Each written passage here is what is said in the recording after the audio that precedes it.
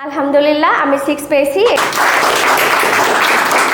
আসসালামু আলাইকুম, আমি শিউলি খাতুন। তো আমি একজন নার্স এবং আমি জব করি ইসলামী ব্যাংক হসপিটাল মিরপুর 11-তে। প্রতিদিন 4 ঘন্টা ক্লাস, তারপর আবার আমার ডিউটি সপ্তাহে 2টা করে নাইট ডিউটিও থাকে। তো সেক্ষেত্রে আমার ডিউটি করে বাসায় এসে ঘুম, তারপর আবার ক্লাসের পড়াশোনা, আবার ক্লাস। সবাই তো জানে যে আইএলটিএস জার্নি কতটা কঠিন। তো সেই সময় আমার অনেক কষ্ট হয়েছিল যে আমি অনেক চিন্তায় পড়ছিলাম যে কিভাবে আমি আইএলটিএস জার্নিটা ইমপ্রুভ করব, কিভাবে আমি স্কোর পাবো। এই সময় আমি স্যারদের কাছে অনেকটা হেল্প চাইছি এবং তারা আমাকে অনেক হেল্প করছেন এবং মাঝে মাঝে মক টেস্ট থাকতো। আমি লাস্ট মক টেস্টের কথা যদি বলি, সেখানে হচ্ছে আমি রিডিং, রাইটিং আর লিসনিং এক্সাম দিতে পারছি, কিন্তু আমার হসপিটালে ডিউটি থাকার কারণে আমি স্পিকিংটা দিতে পারি নাই।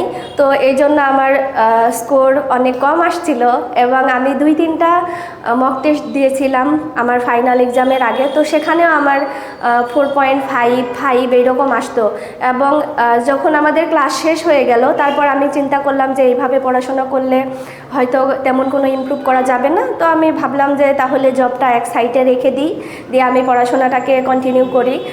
জব থেকে 2 মাসের জন্য আমি লিভ নেই এবং বাসায় আমি পড়াশোনা করি। এর মাঝখানে আমি ইংলিশ থেরাপিতে বা আইএলটিএস থেরাপিতে আমি আসতে থাকি যে কিভাবে স্যারদের থেকে হেল্প পাওয়া যায়। আমি কোনো প্রবলেম ফেস করলে স্যারকে মেসেজ দিয়ে যে স্যার আমাকে এটা হেল্প করেন, সেটা রিডিং, রাইটিং, লিসনিং যেভাবেই হোক।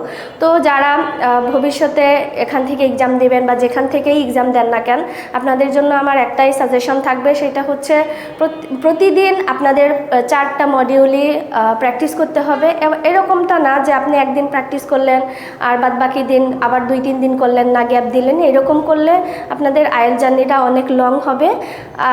এবং আমি আরও একটা কথা বলতে চাই, একজন স্টুডেন্টের ক্ষেত্রে 2 মাসই এনাফ।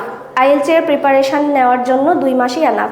আলহামদুলিল্লাহ আমি 6 পেয়েছি। এই যে আমার অ্যাওয়ার্ড, এটা আমাকে ইংলিশ থেরাপি থেকেই দেওয়া হয়েছে। তো আপনারা যদি চান, পরিশ্রম করেন, আপনারাও আমার চাইতে ভালো রেজাল্ট অ্যাচিভ করতে পারবেন। Thank you. আসসালামু আলাইকুম।